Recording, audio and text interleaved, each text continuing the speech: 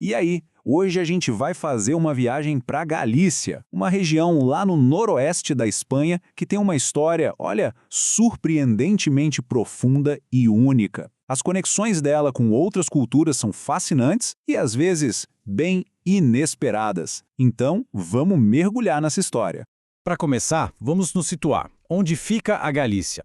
Tá vendo ali, bem no cantinho noroeste da Península Ibérica, logo acima de Portugal. Esse mapa já entrega o espírito da coisa, uma alma portuguesa e um coração celta. É justamente essa mistura que a gente vai desvendar agora. A nossa jornada começa então, bem lá atrás, nas fundações antigas que foram moldando a Galícia ao longo do tempo. Pensa só, muito antes do Império Romano sequer pensar em chegar por ali, a região já tinha uma identidade super forte. Os galaicos, que eram povos de origem celta, viviam lá.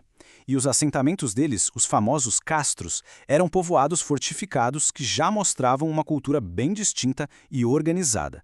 A história da Galícia é tipo uma sobreposição de camadas. Depois dos celtas, vieram os romanos, lá no século I a.C. Aí, com a queda de Roma, os suevos formaram um dos primeiríssimos reinos cristãos da Europa, justamente ali. Depois vieram os visigodos, até que, na Idade Média, tudo muda com a ascensão de Santiago. E, bem mais recentemente, em 1981, a região finalmente conseguiu sua autonomia moderna. Uma linha do tempo bem agitada, né? E aqui está o grande ponto de virada da história. A descoberta do suposto túmulo do apóstolo São Tiago simplesmente transformou uma cidadezinha galega, Santiago de Compostela, no terceiro maior centro de peregrinação do cristianismo no mundo, ficando atrás só de Roma e Jerusalém.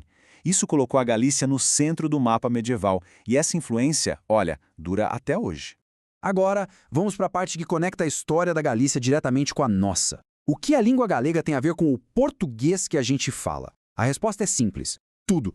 O ponto crucial para entender essa história toda é um termo, galego-português. Naquela época, não eram duas línguas diferentes, era uma só. Ela veio do latim falado na região e era a língua da poesia, da corte, do povo, de todo o noroeste da península. E aí, o que aconteceu?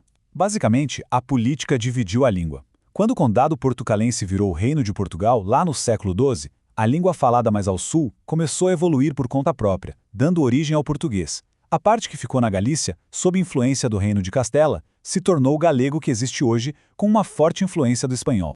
E a prova do prestígio que essa língua-mãe tinha é fortíssima. Sabe as cantigas de amor, de amigo, de escárnio e maldizer? Toda a base da poesia medieval na península foi escrita nesse idioma que era compartilhado. Isso mostra, assim, de forma brilhante a importância cultural que ele tinha. Ok, vamos dar um salto no tempo agora para ver como é a Galícia hoje em dia, começando pela sua população. Atualmente, vivem na Galícia cerca de 2.700.000 pessoas. É um número que dá uma boa escala da comunidade autônoma hoje.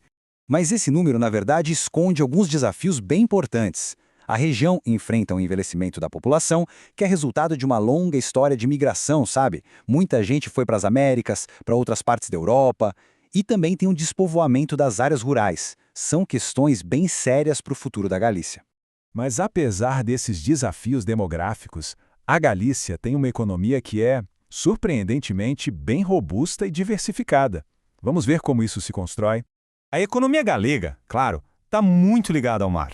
Eles têm uma das maiores frotas de pesca da Europa e uma indústria naval super importante. Mas vai muito além disso. A agricultura é forte, especialmente com o famoso vinho branco albarinho. O turismo, que é muito impulsionado pelo Caminho de Santiago, e a energia renovável também são pilares bem importantes. E agora segura essa informação que muita gente não sabe. A Galícia é a casa da Inditex. Sabe, o grupo dono de marcas como a Zara? Pois é, uma gigante mundial da moda que nasceu e tem sua sede principal nessa região, mostrando uma faceta super moderna e internacional. Para a gente fechar, vamos mergulhar um pouco nos elementos que formam a alma cultural da Galícia. É uma tapeçaria muito rica. O galego é falado lado a lado com o espanhol. A herança celta está viva na música, principalmente com a gaita de foles, que é um som que se ouve por todo o canto. A paisagem é única, com as rias, que são esses vales de rios que foram invadidos pelo mar. E, claro, o Caminho de Santiago, que é um fenômeno cultural e espiritual reconhecido no mundo todo. E assim a gente termina com essa pergunta no ar. A Galícia hoje vive esse equilíbrio fascinante entre preservar uma identidade ancestral única e, ao mesmo tempo, encarar os desafios do mundo moderno. Uma terra que deu origem a uma língua falada por milhões e que continua escrevendo a própria história. Qual será o futuro que aguarda essa alma celta e atlântica? Fica aí a reflexão.